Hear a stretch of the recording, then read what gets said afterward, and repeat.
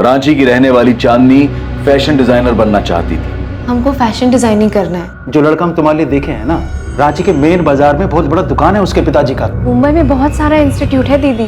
Fashion designing करोगी? इसी अरमान को पूरा करने के लिए चांदनी मुंबई आई। 21 जुलाई 2019 को चांदनी का उसके ही फ्लैट में मर्डर हो जाता है। नहीं भारती, लॉकर पूरा खाली पड़ा है। गहनों और पैसों का सफाया हो जाता है। शायद चांदनी उसके साथ ड्रिंक कर रही थी क्योंकि हमें 2 ग्लासेस मिले। भारती यादव और मोहित यादव से पूछताछ की जाती है। दिव्या आप्टे, संदीप पराशर, कंचन लालवानी और आमिर सैयद का नाम सामने आता है जो उसके करीबी दोस्त थे। चांदनी के फोन रिकॉर्ड से एक और नाम सामने आया, विवेक राठी, चांदनी का बॉयफ्रेंड। ललित ने किसी लड़के को चांदनी के घर से निकलते देखा था। ये खुलासा हुआ, चांदनी ने जाने के पहले सारी ज्वेलरी आपको दी थी। क्या सिर्फ गहनों के लिए खून किया गया था? काली जैकेट और लाल टोपी पहने कौन था? विवेक राठी, संदीप पराशर, आमिर सैयद या राजू वर्मा? अब आगे। चांदनी अपने सपनों को पूरा करने मुंबई आई थी और अब वो सब कुछ पीछे छोड़कर वापस जाना चाहती थी। कौन था जो उसे चोट पहुंचाने, उसे लूटने और मार डालने का अरमान लिए बैठा था?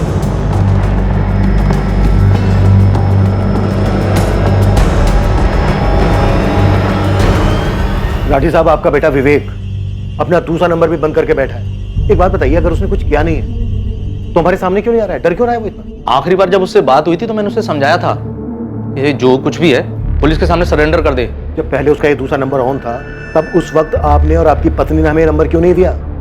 आप लोग बचाने की कोशिश कर रहे हैं उसे बचाऊंगा क्यों जब मेरे बेटे ने कोई गलती नहीं की है? वो जल्दी वापस आ जाएगा। शायद वो डर गया होगा। और वो चांदनी, वो तो मेरे बेटे के लायक थी नहीं। देखिए राठी साहब, वो किस लायक थी किस लायक नहीं थी हमें मत बताइए।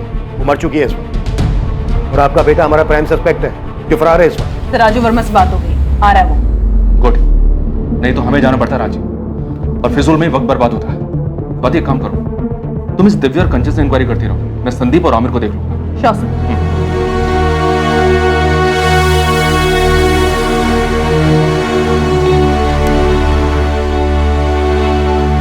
हम जाकर आते हैं। बेटा सब कुछ बता देना तुमसे क्या गलती हुई है और हमसे क्या गलती है। हम बॉडी परसों ले लेंगे। चांदनी के पति राजू क्रियाक्रम के लिए आ रहे हैं। आपसे विनती है तब तक बॉडी अपने पास ही रहने दीजिए।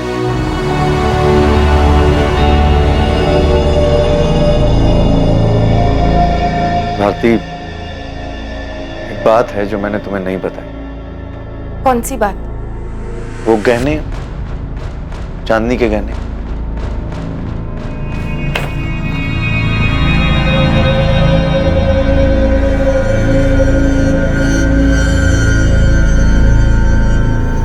देखो भारती, गलत नहीं समझना।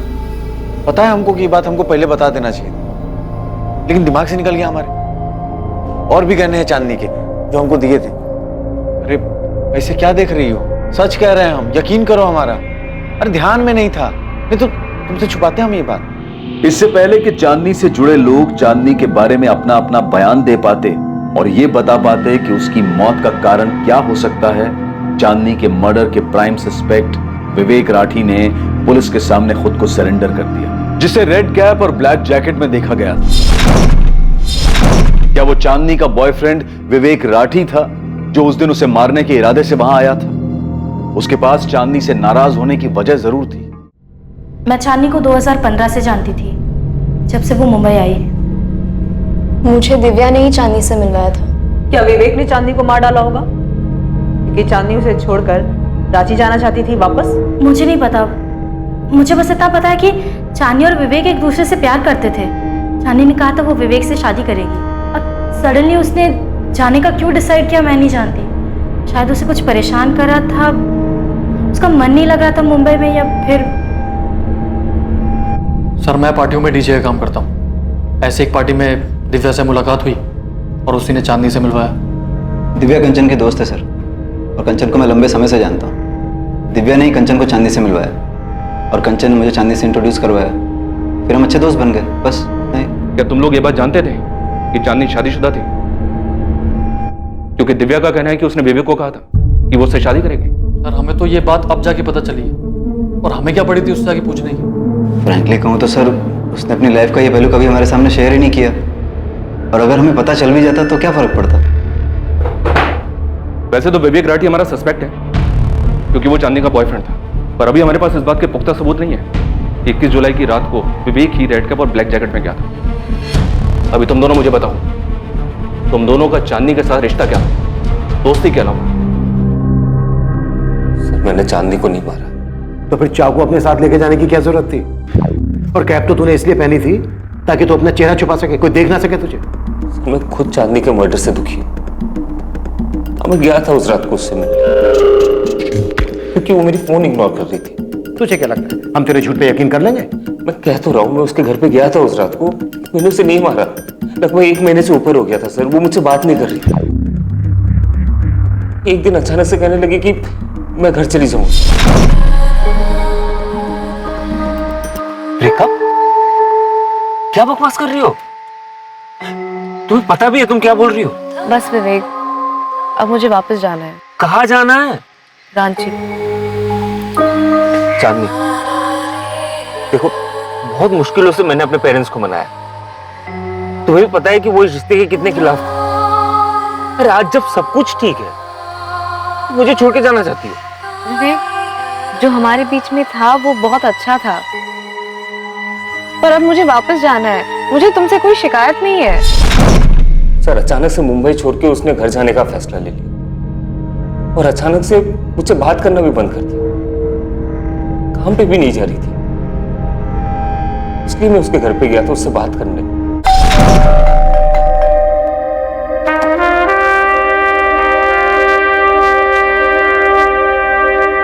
तुम्हारा फोन ऑफ क्यों है? विवेक, मैं इस बात पर और बहस नहीं करना चाहती। मैंने डिसाइड कर लिया है, मुझे वापस जाना है। अरे क्यों? जवाब दो ना मुझे। जिस इंसान को तुमने 4 साल पहले छोड़ दिया, वो अचानक से इतना इंपॉर्टेंट हो कि उसके लिए तुम अपना करियर, अपना बॉयफ्रेंड, सब कुछ छोड़ छाड़ के उसके पास वापस जाना चाहती हो। अरे मेरे फीलिंग्स की कोई वैल्यू नहीं है क्या? 3 साल से हम लोग एक साथ हैं। बात कुछ और ही है। बात क्या जाननी? तो संदीप के लिए छोड़ रही हो या आमिर के लिए? तुम्हें क्या लगता है मुझे समझ में नहीं आते ऐसा? हाँ, ये बात अच्छी तरह से समझ लो, तुम मुझे किसी के लिए भी छोड़ नहीं सकते।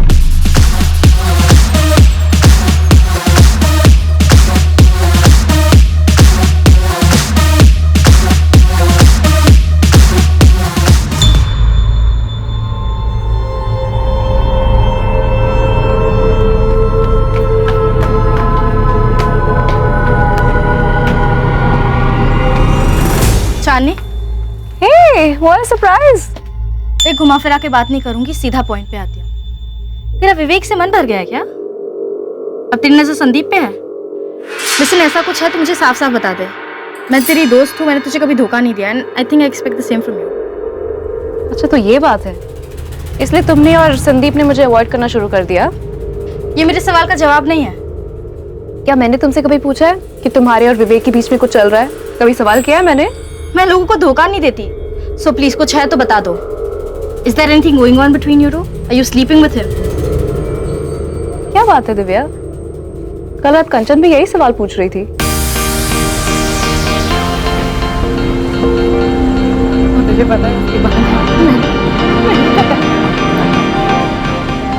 अगर तुम दोनों को साथ में ही टाइम स्पेंड करना था तो मुझसे कह देते, मैं घर चली गई होती।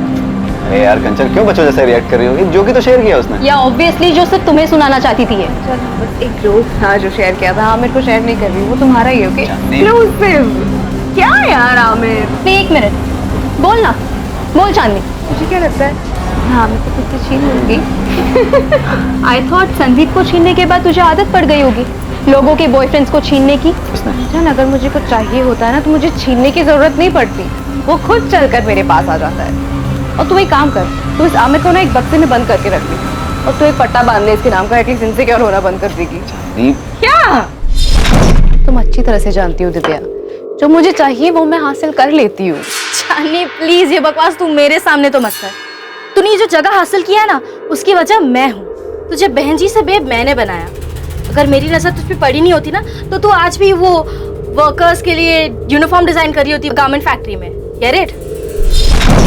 एक मामूली कंपनी की मामूली सैलरी में तेरी जिंदगी यही रह जाती, एक स्मॉल टाउन गर्ल की। सर। हाँ चांदनी। कुछ ज्यादा स्टाइलिश नहीं लगा चांदनी? हाँ सर, एकदम अलग है। बढ़िया है ना ये यूनिफॉर्म? बढ़िया और अलग तो है, लेकिन हमारे क्लाइंट 5 स्टार होटल नहीं, 3 स्टार होटल है। हमें उनकी हैसियत और उनके बजट का भी ध्यान रखना पड़ता है। तुम एक काम करो, एक दूसरा थोड़ा लोअर स्टाइल डिजाइन तैयार करो। ये डिजाइन उनको पसंद तो आएगा, लेकिन मुझे डर है कि उनके बजट में नहीं आए। कुछ ज्यादा ही स्टाइलिश हो गई ना। वैसे मैं दूसरा डिजाइन बनवा रहा हूँ, इससे थोड़ा लोअर कॉस्ट में। हाँ बनवा लीजिए मंजीत जी, लेकिन मैं ये भी रख रही हूँ, क्या पता किसी और क्लाइंट को अच्छा लगे। वैसे आपके लिए डिजाइन बना कौन रहा है? क्या दिव्या जी, आप भी मुझसे ही मेरे बिजनेस के सीक्रेट पूछ रही हैं? मैं तो बस ऐसे ही पूछ रही हूँ। जो भी डिजाइनर है बहुत टैलेंटेड है। तुमने कहीं से डिजाइनिंग का कोर्स किया है? नहीं मैम, खुद से सीखा है, वो इंटरनेट पे देख के। दिव्या बुलाओ मुझे, मैडम नहीं।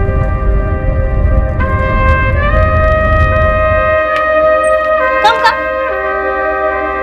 मंजीत जी जो दे रहे हैं ना, उसका डबल दूंगी।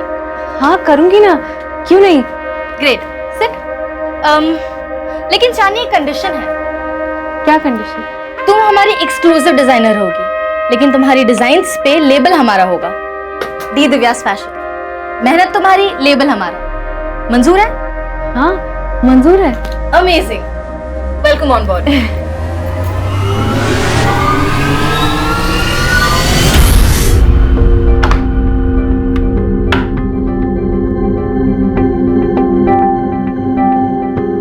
चांदनी, ये कोई वक्त है घर आने का?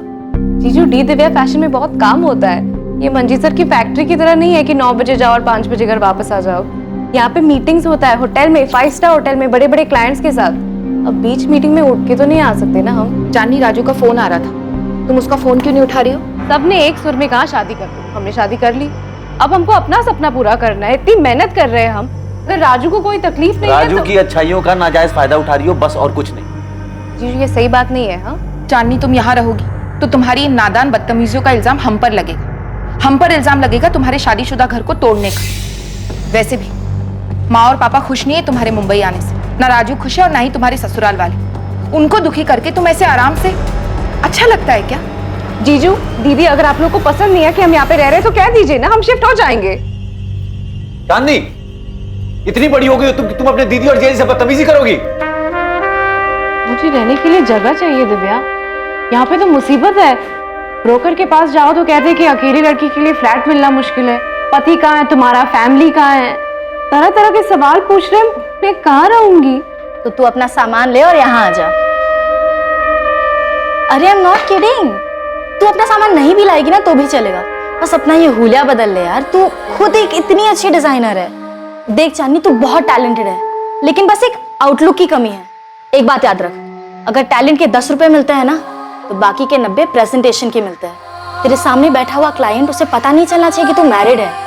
उसे थोड़ा हंस के बोल ले, उसके इरादों को थोड़ा हवा दे, और फिर देख तेरे डिजाइन्स कैसे फैलते हैं मार्केट में। विवेक के थ्रू मुझे एक बहुत बड़ा ऑफर मिला है दिव्या, एक बड़े डिजाइन लेबल में पार्टनरशिप, जहां पे मैं जो भी डिजाइन्स बनाऊंगी, जो भी क्लाइंट्स लेके आऊंगी, उसमें 50% का प्रॉफिट मेरा रहेगा। मैं ये ऑफर एक्सेप्ट करने वाली हूँ। मतलब तब तक मैं तुम्हारी या किसी और के लेबल के अंडर काम करूंगी। मुझे मेरे डिजाइन्स पे मेरा नाम चाहिए। विवेक तो कुछ ज्यादा ही मेहरबान हो गया तेरे पे। ऐसे याद रखना, विवेक से मैंने ही मिलाया था तुम्हें। मुझे याद है दिव्या, तुमने ही मुझे सबसे मिलवाया है और मैं एहसानमंद रहूंगी, पर जिंदगी भर तो मैं तुम्हारी गुलामी नहीं कर सकती ना। देख, तुझे विवेक मैंने दिलाया, तो अगर तुझे अब संदीप भी चाहिए तो तू साफ साफ बता दे। ओ हेलो दिव्या, अगर मैंने किसी से कुछ छीना है ना तो याद रखना तुम भी इसमें पीछे नहीं हो। तुमने मेरे डिजाइन्स पे अपने नाम का लेबल लगा के बेचा है, तुमने मेरे हिस्से की शौहरत छीनी है मुझसे। संदीप को ना तुम अपने पास ही रखो, मुझे नहीं चाहिए। संदीप से मेरा कोई लेना देना नहीं है, और ना ही आमिर या विवेक से। और ऑनेस्टली आज के बाद मुझे तुम्हारी भी शक्ल नहीं देखनी है। So done with all of you, please leave. बस हो गया है विवेक, प्लीज स्टॉप इट। अरे क्या बस हो गया? मुझसे कोई लेना देना नहीं है क्या तुम्हें? चांदनी, मैं तुमसे प्यार करता हूँ। चांदी तो शादी कर लो प्लीज। देखो सारी दुनिया तुम्हारे कदमों में रख दूंगा, उम्मीदों से बढ़कर निकलूंगा। चांदी प्लीज मुझसे शादी कर लो। चांदी तुम ना मुझे छोड़ के मत जाओ। चांदनी, जी पापा। ये देखो, यही लड़का है। अपने चंद्र प्रकाश जी है ना, वो तुम्हारे लिए रिश्ता लाए। लड़की का नाम चांदनी है, 3rd ईयर में पढ़ती है। बढ़िया लड़का है बेटा, 3 साड़ियों की दुकान है, वो भी मेन मार्केट में। राज करोगी तुम, राज। पापा हमको राज नहीं करना है, हमको तो अपना। बस चांदी, देखो बेटा, ऐसा लड़का ढूंढने से भी नहीं मिलेगा, और तुम्हें तो घर बैठे मिल गया। कपड़े डिजाइन करने का शौक है ना तुम्हारा बेटा, यहाँ तुम अपना ये शौक भी पूरा कर लो। सच। सुन अबे सुन तो, पक्की हो गई हमारी। सच्ची? महाकसम खा। महाकसम, ऐसी थोड़ी फोटो हमारे हाथ में। तेरा तो लॉटरी लग गया बे। लॉटरी तो लग गई है दोस्त, अभी जा रहे संडे को मिलने के लिए। यार बात तो कर पाएंगे ना? मैं बात कहीं नहीं कर पाया। पर सुन, हाँ, और हाई करना है, ठीक है? हाई करेंगे। भाभी हाथ का इंतजार कर रही होगी। तुम ना मुझे छोड़ के मत जाओ प्लीज, मुझे छोड़ के मत जाओ चांदी। चांदी प्लीज ऐसे मत करो मेरे साथ प्लीज। चांदी मुझे प्लीज कंट्रोल योरसेल्फ विवेक। मैंने डिसाइड कर लिया, मैं राजू के पास वापस जा रही हूँ। Stop it. क्या है?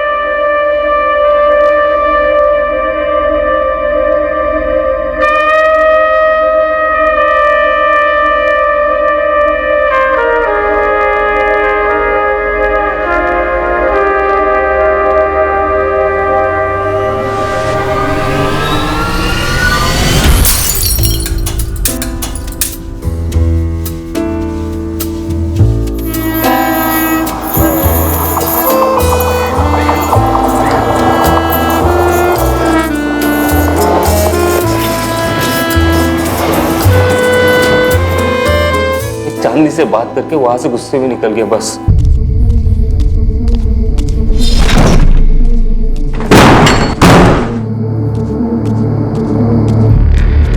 जब अकल ठिकाने आएगी वो खुद मुझे कांटेक्ट करेगी। तो उसकी मौत की खबर आएगी ये मुझे पता नहीं था सर। मैं चांदी से प्यार करता था, ये जानने के बावजूद कि ये क्या विवेक? सर मेरे पीठ पीछे चांदी का संदीप और आमिर के साथ भी अफेयर चल रहा था। अगर भारती और मोहित ने हमें बहुत कुछ नहीं बताया तो इसका मतलब ये नहीं है कि दिव्या तुमने भी हमें सब कुछ बता दिया है। हाँ, बना ली थी मैंने दूरी चांदनी से। चांदनी का घमंड मुझसे बिल्कुल बर्दाश्त नहीं हो रहा। I mean, बहुत मतलबी थी वो। उसे ऐसी मौत नहीं मिलनी चाहिए थी, पर उसने अपनी मौत खुद ही बुला ली थी। नहीं, हमारा ये मतलब नहीं था, हम तो बस। नहीं बोलो, निकालो जहर। यही तो हम ढूंढ रहे हैं कि जहर कहाँ भरा है और किस में भरा है। आप था हमारा फ्लिंग, मैं इनकार नहीं करूंगा। अच्छा, तो ये फ्लिंग था अभी याद आया? हाँ, अभी तक तो कह रहे थे कि दोस्त थी, दिव्या की दोस्त थी। सर जो कुछ भी हुआ मेरी और उसकी मर्जी से हुआ है। मेरा तो चांदी के साथ कुछ था ही नहीं सर। अफेयर तो विवेक और संदीप का था। दिव्या ने कंचन को चांदी से मिलवाया, और कंचन मेरी गर्लफ्रेंड है। विवेक कह रहा है कि वो 21 जुलाई की रात को गया था चांदनी के घर, उसने ग्लास भी तोड़ा था। और साथ ही साथ वो ये भी कह रहा है कि ना तो उसने चांदनी को मारा है और ना ही वो रेड कैप में गया था। तो संदीप और आमिर, अगर वो नहीं गया था तो फिर कौन गया था? सर मैं नहीं गया था, मेरा ऐसा भी कुछ नहीं था कि मैं रात को जाऊं चुपके से रेड कैप पहन कर। सर मैं 1-2 पार्टीज में गया था चांदनी के घर, वो भी 2 महीने पहले, जब उसने इन सब चीज़ों से दूर जाने का इरादा कर लिया था। देखिए, मैं ना जानती हूँ ना जानना चाहती हूँ कि विवेक चांदनी से कितना प्यार करता था।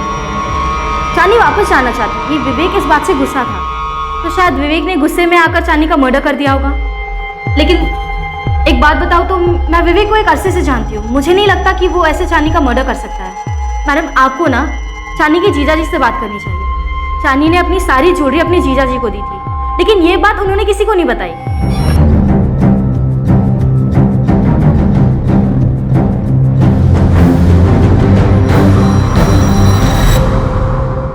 सर वो ध्यान ही नहीं रहा एकदम, और एक तो जाने की तैयारी में उलझे हुए थे और अचानक से चांदनी की खबर। अब इन सब के बीच में ऐसे उलझ गए कि ये बात दिमाग से ही निकल गई। क्या मतलब है मोहित यादव के दिमाग से ही निकल गई? अगर बाई चांस चांदनी ने दिव्या को अपने वापस जाने की ज्वेलरी तुम्हें देने की बात नहीं बताई होती, तुम तो सारा माल दबा के बैठ गए। नहीं सर। क्या नहीं? कितनी बार तुमसे पूछा गहनों के बारे में, पैसों के बारे में, पर हर बार तुमने यही कहा कि तुम्हें तो कुछ पता ही नहीं है। चांदनी ने तुम्हें कुछ नहीं बताया और अब सारी की सारी ज्वेलरी तुम्हारे पास से निकली। मैं एक बात नहीं जानती थी। चांदनी ने मुझे वापस जाने की बात कही थी, लेकिन गहनों के बारे में कुछ नहीं कहा था। उसने कब इन्हें गहने दिए, मुझे इस बारे में कुछ नहीं पता। चांदनी को लगा होगा कि ये गहने सब सुरक्षित पहुंचा देंगे। भारती को बताना जरूरी नहीं समझा होगा। दिव्या, चांदनी ने तुम्हें कॉल करके बताया था क्या कि उसने अपनी सारी ज्वेलरी अपने जीजा मोहित को दी है? उसने मुझे फोन नहीं किया था, मैंने उसे फोन किया था। मैं तो बस जानना चाहती थी कि कहीं उसकी मुंबई छोड़ के जाने की वजह चांदनी और मेरे बीच संदीप को लेकर जो झगड़ा हुआ था, कहीं वो तो नहीं है। लेकिन फिर उससे बात करके पता चला कि वजह तो कुछ और ही है। नहीं दिव्या, ऐसी कोई बात नहीं है। पर अब जब तुमने कॉल किया है तो मैं तुम्हें बता दूं। हाँ, सोई हूँ मैं संदीप के साथ। मैं जानती हूँ चांदनी, तुझे मुझे कुछ बताने की जरूरत नहीं है, लेकिन मैं बस इतना जानना चाहती हूँ कि कहीं यही तो वजह नहीं है कि तू मुंबई से। क्या? मुंबई से क्या? मैं भाग नहीं रही हूँ दिव्या, मुझे बस खुश रहना है। सब कुछ छोड़ के मैं यहाँ मुंबई आई थी, अब मुझे बस वापस जाना है। दीदी और जीजा जी भी अगले हफ्ते रांची जा रहे हैं। मैं उन्हीं के साथ अपने सारे गहने भेज दूंगी और उसके कुछ दिनों बाद मैं भी चली जाऊंगी। मैंने उससे कुछ नहीं पूछा, वो तो अपनी ही धुन में थी और बात बात में उसने बता दिया। सच कहूं तो मैं ये बात भूल भी गई थी, लेकिन जब इंस्पेक्टर ने मुझे ज्वेलरी के बारे में पूछा ना, तब मुझे याद आया कि हाँ, चांदनी ने ऐसा कुछ कहा तो था। मेरी तरफ क्या देख रही? मैंने क्या किया? मैंने चांदनी को नहीं मारा। आप भी बैठिए यहाँ। क्यों, किस लिए? बैठिए, साहब आएंगे तो बात करेंगे। चांदनी के पड़ोसी ललित ने किसी शख्स को रेड कैप और जैकेट के साथ देखा था।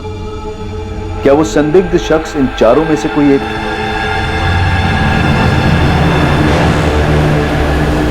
चांदनी के पड़ोसी ललित सिंगल को बुलाया गया ताकि वो पहचान कर सके कि उन चारों में से वो कौन था जो चांदनी के घर से उसकी हत्या करके बाहर निकला था। लेकिन इससे पहले कि ललित उन चारों को देख पाता, एक और पहलू पुलिस के सामने आ गया। चांदनी बहुत मतलबी लड़की थी, सिर्फ अपने बारे में सोचती थी। टैलेंटेड थी लेकिन सेल्फिश भी बहुत थी। जैस्मिन, तुमने बस यही कहने के लिए फोन किया है? नहीं, चांदनी इतनी दिलदार नहीं हो सकती कि संजना को ऐसे ही अपने डिजाइन देकर चली जाती।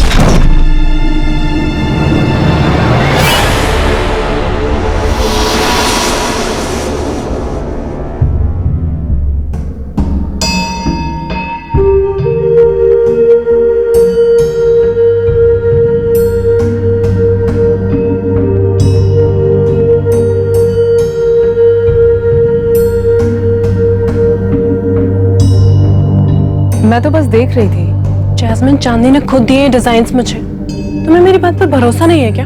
कम ऑन संजना, क्यों भरोसा नहीं करूंगी तुम्हारी बात पे? मैं तो बस डिजाइन्स देख रही थी। I trust you. मुझे भरोसा नहीं है चांदनी पर, इतनी दिलदार तो वो हो ही नहीं सकती। तो तुम ये कहना चाहती हो कि चांदनी को संजना ने उसके डिजाइन्स के लिए मार डाला? मैं आपको सिर्फ ये बताना चाहती हूँ कि चांदनी उन लोगों में से नहीं थी जो अपने डिजाइन्स इतना इजीली किसी को दे देती।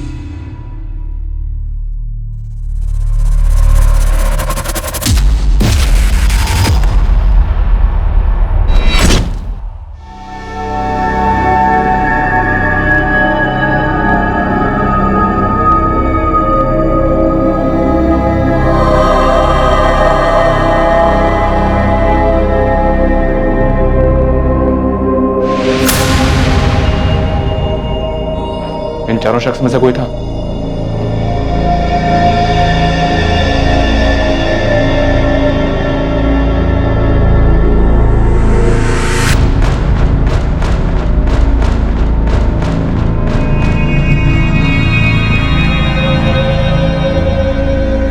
ठीक से पहचान नहीं पा रहा हूँ।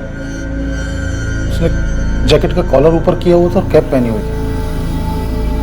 हाइट बॉडी देख के भी कुछ पता नहीं चल रहा है कौन हो सकता है। वो ये जो तीनों एक साथ बैठे हैं, उनको तो मैंने चांदनी के घर पे आते जाते देखा, लेकिन उनमें से कौन हो सकता है ये कहना मुश्किल है। और वो चौथा? उसको तो मुझे याद नहीं आता कि कभी ऐसे देखा हो मैंने। ये जैकेट और कैप पहनो तुम चारों। क्या है सर? सर मैं आपको पहले भी कह चुका हूं, मैं गया था चांदनी से मिलने उस रात, लेकिन इसका मतलब ये तो नहीं कि मैं अपना मुंह छुपा के जाऊंगा ना। और सर मैं तो गया ही नहीं था। सर मेरा उसके घर जाने का सवाल ही नहीं उठता। सर ज्वेलरी लेकर आया थे हम, लेकिन बात बस इतना ही है कि हम सामने से आकर के नहीं बताएं। मैं अभी नाम नहीं लूंगा, पर तुम चारों में से किसी एक को पहचान लिया गया है? सीढ़ियों से नीचे उतरते हुए देखा गया। हम सिर्फ तसल्ली करना चाहते हैं, वरना शक की बिना पर तुम चारों को अरेस्ट किया जा सकता है, या सिर्फ उसको जो असल में कातिल है। ये जैकेट और कैप पहनो, हम अभी देखना चाहते हैं कि हमने जैसे पहचाना है वो वही है या नहीं।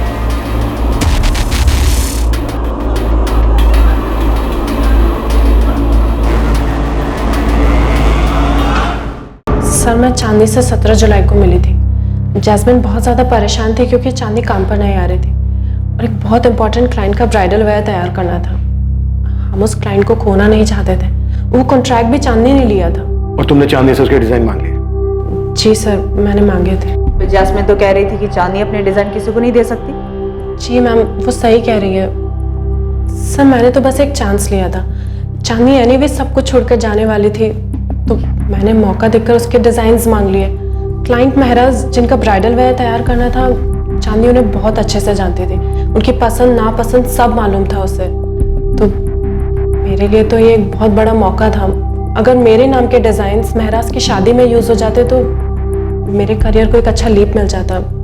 बस इसीलिए मैंने उसके डिजाइन्स मांगे थे। लेकिन ये बात तुमने जैस्मिन को नहीं बताई कि वो डिजाइन तुमने चांदनी से लिए? वो तो जैस्मिन ने जब देखे तो वो खुद समझ गई थी कि वो तुम्हारे ओरिजिनल डिजाइन नहीं है। जी सर, ये सच है। तो तुमने चांदनी के डिजाइन चुराए? नहीं सर, ऐसा बिल्कुल भी नहीं है। चांदनी ने खुद मुझे अपने डिजाइन्स दिए थे। ले लो।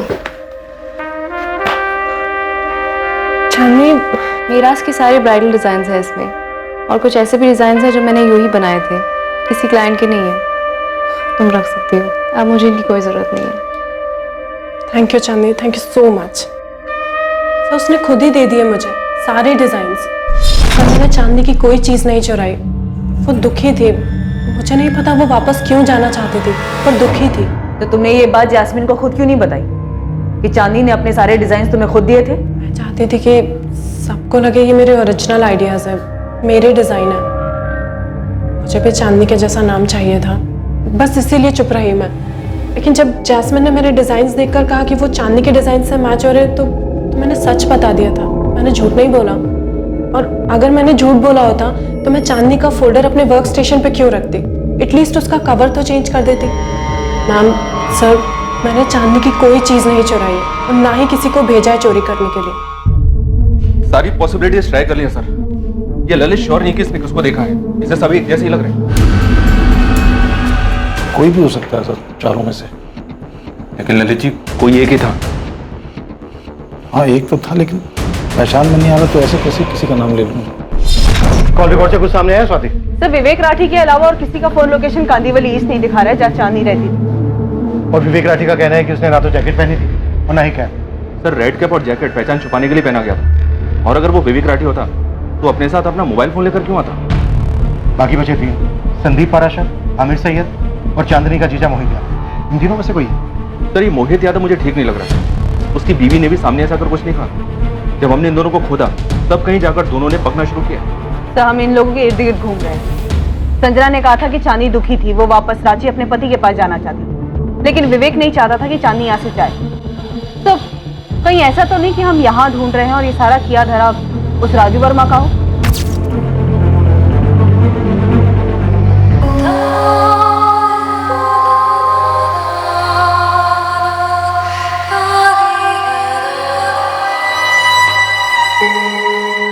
राजू ही वो इंसान था जिसे सालों पहले चांदनी अपने सपनों को पूरा करने के लिए छोड़कर चली गई थी, और अब सब कुछ छोड़कर चांदनी उसी के पास वापस लौट जाना चाहती थी। क्या राजू चांदनी को वापस अपनी जिंदगी का हिस्सा नहीं बनाना चाहता था? क्या अपने पुराने जख्म की वजह से राजू वापस आ गया था चांदनी को भी जख्म देने के लिए, यह बताने के लिए कि अब उसको चांदनी की जरूरत नहीं है, अब वो उसका इस्तेमाल नहीं कर सकती, अब वो चांदनी के अरमानों की सीढ़ी नहीं बनेगा? चांदनी ने सिर्फ तुम्हारा इस्तेमाल किया। उसने तुम्हारे साथ शादी करने के लिए हाँ कर दी और तुम खुशी के मारे झूम उठे।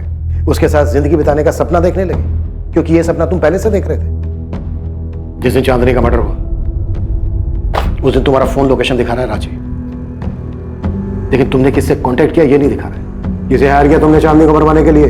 या फिर खुद ही आए थे अपने हाथों से चांदनी का मर्डर करने? आपने जितनी भी बातें कही ना, उसमें से सिर्फ इतना ही सही है कि हम सपना देखे थे चांदनी से शादी करने का। हमें नहीं मालूम वो क्यों वापस आना चाहती थी। हमें तो ये भी नहीं मालूम कि क्या अब वो राजू है भी या नहीं, जो कभी उसे टूट के प्यार करते थे। एक इंसान जो उसको खुश रखने के लिए क्या कुछ नहीं करता है। राजशाही व्यवहार किया जैसे वो कोई रानी हो। हमारा सपना पूरा हो गया था, हम अपने ही धुन में खोए रहते थे। उस खुमारी में हमने उससे कभी ये तक नहीं पूछा क्या वो हमसे शादी करना भी चाहती थी। फैशन डिजाइनिंग करना है तो कर लो, इसमें इतना सोच का ही है। हमको मुंबई जाना है, तुम चलोगे? हम वहाँ जाके करेंगे क्या? काम ढूंढ लेना ना। हमको फैशन डिजाइनिंग करना है। इंटरनेट पे ना हमने काफी कुछ सीख लिया है, बस थोड़ा सा और ट्रेनिंग मिल जाएगा ना तो हमारे हुनर को 4 चांद लग जाएगा। अगर तुमको मुंबई नहीं आना है तो क्या हम अकेले जा सकते हैं? अकेले? हाँ, वो दीदी और जीजू है ना मुंबई में, हम उनके साथ रह लेंगे। कुछ दिन के लिए ट्राई कर सकते हैं ना? प्लीज राजू। क्या बोल रही हो तुम? हम यहाँ तुम वहां, फिर शादी करने का क्या मतलब? राजू, ये हमारा सपना है। मम्मी पापा तो कभी राजी नहीं हुए हमें भेजने के लिए, सीधा कह दिए कि शादी कर लो। अब अगर तुम भी मना कर दोगे तो हमारा दिल टूट जाएगा। राजू, हम तुम्हारी पत्नी है, अगर तुम हाँ कहोगे ना तो कोई और मना ही नहीं कर पाएगा। ये वहां मुंबई में, तुम यहाँ, अरे समाज क्या कहेगा? हम बात करते हैं समधी जी और समधन जी से। सपना ही पूरा करना था तो शादी काहे करवाई अपनी बिटिया की? वहां हम चाहते हैं, और अगर लाइफ में कुछ करना चाहती तो इसमें दिक्कत क्या है? ये हम क्या सुन रहे हैं चांदनी? पापा, आपने कहा था शादी कर लो फिर तुम्हारी पति की मर्जी। अब राजू मान गया है, वो तैयार हो गया है, अब आपको क्या दिक्कत है? तुम इतना मौका परस्त कैसे हो सकती हो? वो तुमसे इतना प्यार करते हैं और तुम उनकी अच्छाइयों का इतना फायदा उठा रही हो। हम राजू का फायदा उठा रहे हैं, हम। और नहीं तो क्या, उनका यहाँ जमा जमाया कारोबार है और तुम उन्हें घसीट कर यहाँ से मुंबई ले जाना चाहती हो? पापा, हमारा सपना है जो आपको और मम्मी को तो दिखाई नहीं पड़ता, अब राजू को दिखाई पड़ता है। उसको हम पर पूरा विश्वास है। हम तो मुंबई जा रहे हैं बस। आ जाओ चांदनी, ये वाली सीट। तुम बैठो, मैं सामान रखता हूँ। ये हम कुछ तुम्हारे लिए लाए थे, संभाल के रखना। लापरवाही में इधर उधर मत कर देना। चांदनी, मिस करेंगे हम तुमको। हम भी तुमको मिस करेंगे। 6 महीने हो गए चांदनी, तुम आई नहीं। राजू, इतना काम होता है हम बता नहीं सकते। हमें क्या पता था कि हमें इतनी जल्दी काम मिल जाएगा और इतनी तेजी से आगे बढ़ जाएंगे। बहुत याद आती है तुम्हारी। हमको भी। चलो हम फोन रखते हैं, हाँ देर हो रही है। चांदनी सुनो। राजू, एक बहुत इंपॉर्टेंट प्रेजेंटेशन था इसलिए फोन नहीं उठा पाए। हम बाद में बात करें क्या? चांदनी, तुमने 1 महीने से फोन नहीं उठाया हमारा। राजू, तुम्हें पता नहीं है कि हम कितना बिजी रहते हैं, तुम सोच भी नहीं सकते। पता है हमारे प्रेजेंटेशन ना 5 स्टार होटल में होते हैं, बड़े बड़े क्लाइंट्स हैं। तुम यहाँ कब आ रही हो रांची? चांदनी, तुम्हें देखने का मन करता है। राजू, तुम मुंबई आ जाओ ना, यहाँ पे बहुत काम है। हम यहाँ पे अपनी दुनिया बसा लेंगे ना। हमारा तो सपना था तुमसे शादी करके यहाँ। राजू, हम तुमसे बाद में बात करें, बहुत काम है और हमें फोकस करना है। हम बाद में कॉल करते हैं। चांदनी,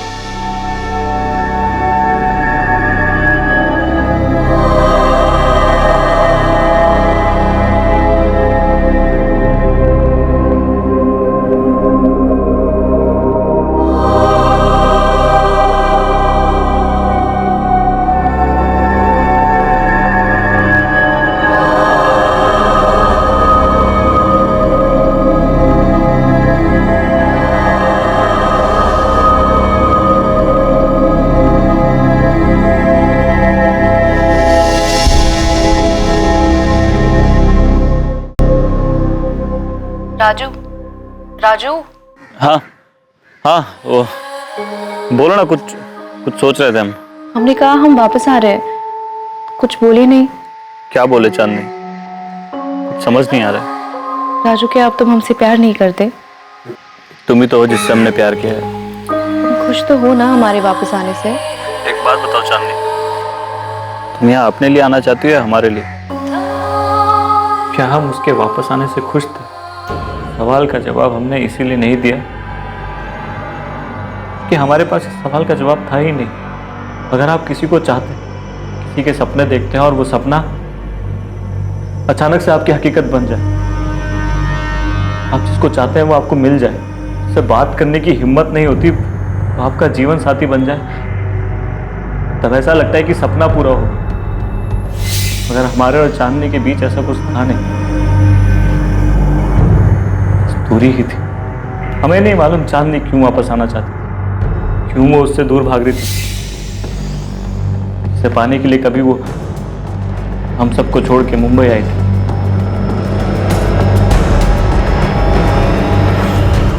सर, उसे पाके हमें कुछ मिला नहीं। उसे मार के भी हम क्या हासिल कर लेते। अगर आपको फिर भी लगता है कि हम उसके कातिल हैं, हमारे पास कुछ है नहीं और कहने के लिए। ये तो टूटा हुआ हारा हुआ बेचारा पति भी है और प्रेमी भी। क्या आप इस विवेक राठी पे गलत शक कर रहे हैं? हो सकता है सर। वैसे हमारे पास उसके खिलाफ कोई ठोस सबूत नहीं है, सिवाय उसकी फोन लोकेशन की, जो कि चांदनी की लोकेलिटी का है। हैरानी की बात यह कि वो इस बात से इनकार भी नहीं कर रहा है कि वो वहां गया था। फॉरेंसिक टीम को चांदनी घर में ग्लास पर फिंगरप्रिंट मिले और बॉटल पर भी। और कहीं चांदनी की बॉडी लॉकर या कहीं और? No sir, no fingerprint, locker पर भी नहीं। ये जरूर चांदनी के फ्रेंड सर्कल से कोई होगा। चांदनी के रांची जाने के डिसीजन से विवेक हट हुआ होगा। चांदनी के इस मर्डर का मोटिव तो गुस्सा ही हो सकता है। लेकिन ये सफर इतना भी आसान नहीं था। बहुत मुश्किल था पता करना कि चांदनी पर किसके गुस्से का कहर टूटा था, उसके बॉयफ्रेंड विवेक राठी का। लेकिन उसके खिलाफ अब तक कोई सबूत नहीं मिला था। चांदनी के किसी भी दोस्त का हिसाब किताब इन्वेस्टिगेटिंग टीम के गणित पर फिट नहीं बैठ रहा था। हर कोई अपनी अपनी रोजमर्रा की भागम भाग में वापस खो गया और अपनी नॉर्मल लाइफ में लौट गया, हर उस जगह से, हर उस काम से दूर जो उन्हें स्पॉटलाइट में ला सकता था। चांदनी वर्मा और उसकी मौत धीरे धीरे अतीत का हिस्सा हो गई। चांदनी वर्मा के घर कौन आया था जिसने उसकी हत्या की थी? पुलिस के पास इस बात से जुड़ी कोई लीड, कोई सुराग नहीं था कि आखिर वो रेड कैप वाला इंसान कौन था। आपने राजू जी को गहने दे दिए?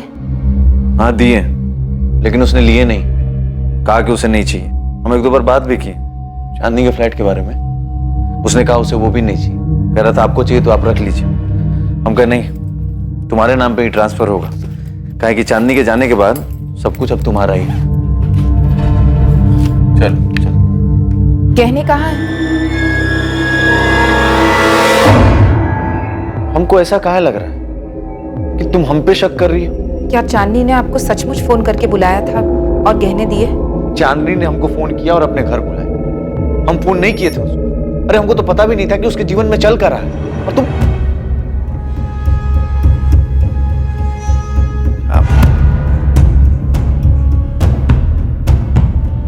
चांदनी की मौत को अब 2 महीने हो चुके थे और केस ठंडा पड़ता जा रहा था। इस केस में कोई भी प्रोग्रेस दिखाई नहीं दे रही थी। चांदनी की मौत के पीछे एक मकसद था, किसी का गुस्सा जिसका कहर चांदनी पर टूटा।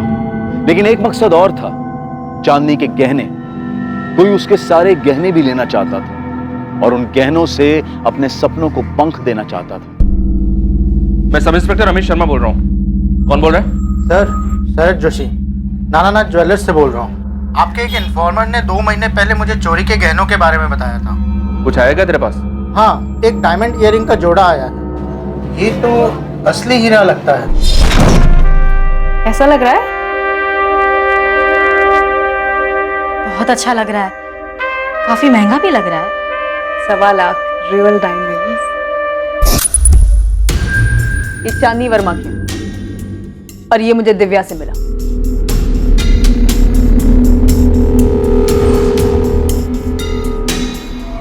सेम ईयरिंग्स है। शरद जोशी स्मार्ट निकला सर। उसने उस लड़की का नाम और एड्रेस नोट कर लिया था जो लड़की सेम ईयरिंग्स बेचने आई थी। उठा लो उसे। मुझे लगता है हमें हमारा कल्प्रिट मिल गया है।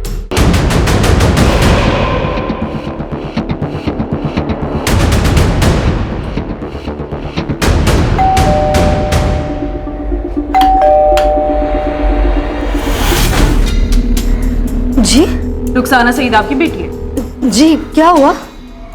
ये आमिर सईद कौन है ये? जी ये मेरा बेटा है। क्या बात है? बुलाइए दोनों को बात करें। लेकिन बात क्या है, बताएंगे आप?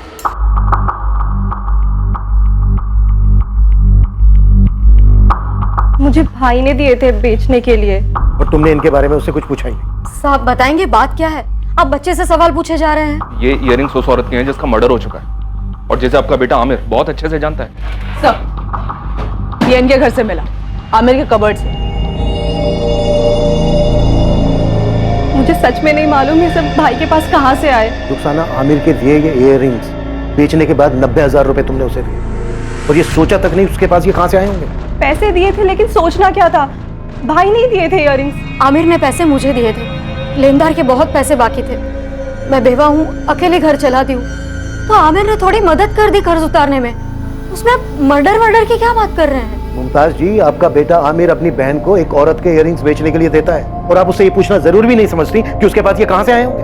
भाई ने कहा था कि उसकी गर्लफ्रेंड ने दिए हैं, कंचन ने।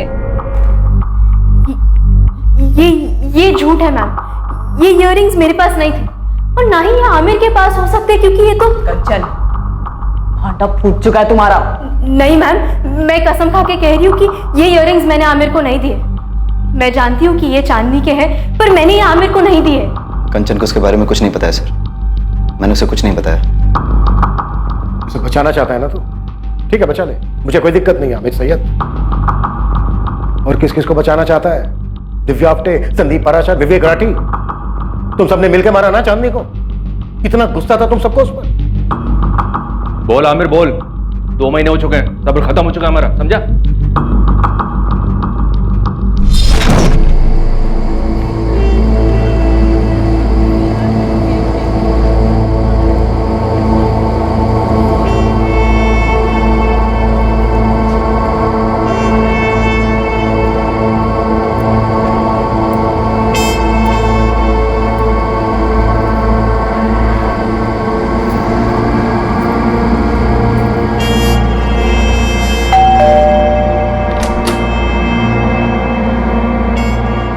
लगता है आज रात सबके सब अपने इश्यूज क्लियर करके ही मानोगे।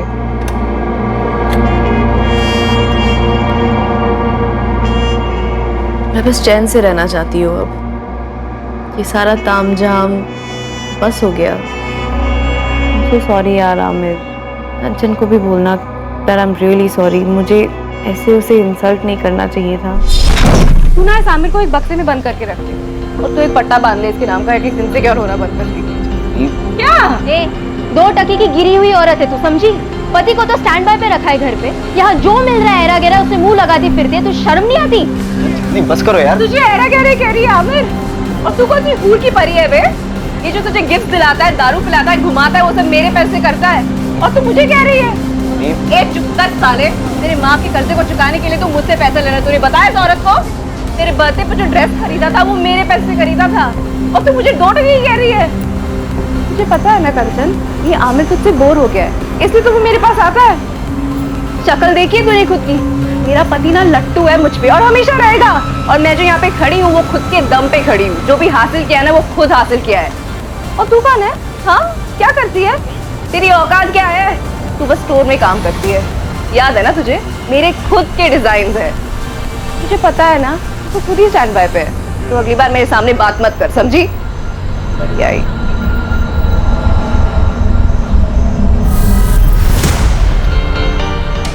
चांदनी तूने अच्छा किया। मैंने जो भी कहा ना बिल्कुल सही कहा। वो घटिया है और तू गिरा हुआ इंसान है। पैसों की वजह से चिपक गए मुझसे। क्या झूठ बोला मैंने? हाँ,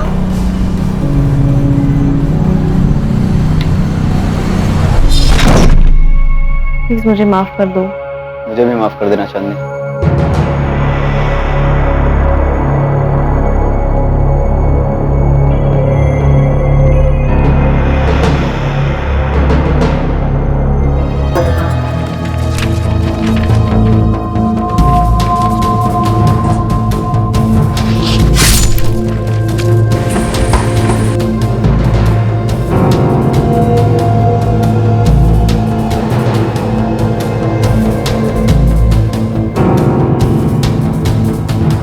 चांदनी ने जो भी ज्वेलरी पहनी थी मैंने सब निकाल लिया। बाद में पता चला कि उसने पहले ही अपने सारे गहने अपनी जीजा को दे दिए थे। कंचन को पता था ये सब? नहीं सर, उसके तो चांदनी से उस झगड़े के बाद कभी बात नहीं हुई। मुझे लेनदारों को देने के लिए पैसे चाहिए थे। चांदनी ने मेरी बहुत मदद की, लेकिन बहुत इंसल्ट भी की। बहुत ही बददिमाग और बदतमीज लड़की थी। कंचन की भी इंसल्ट की उसने। ये बात हमेशा मेरे दिल को चुभती रही। वो चाकू कहाँ छुपाया तूने?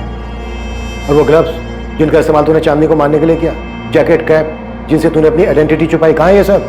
सब फेंक दिया सर, एक नाले में। कौन से नाले में फेंक दिया? देखा मैं।